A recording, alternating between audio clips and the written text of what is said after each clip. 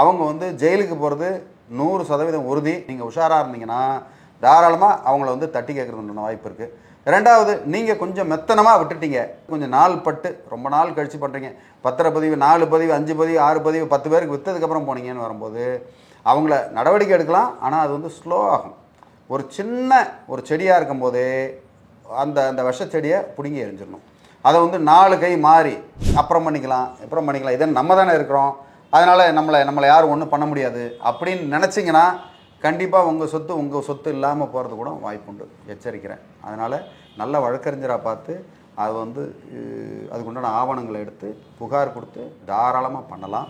Suppose அவங்க பேரில் நடவடிக்கை எடுக்கலை அப்படின்ற பட்சத்தில் தாராளமாக நீதிமன்றம் போய் இந்த மாதிரி புகார் கொடுத்துருக்கேன், ஆனால் இவங்க நீதிமன்றத்தில் எனக்கு இவங்க பேரில் நடவடிக்கை எடுக்கணும் அப்படின்னு நீங்கள் வேண்டுகோள் விடுத்தீங்கன்னா கண்டிப்பாக நீதிமன்றம் டைரக்ஷன் கொடுத்து அவங்க பேரில் வந்து நடவடிக்கை எடுக்கிறதுக்கு உண்டான வாய்ப்பு அதிகமாக இருக்குது.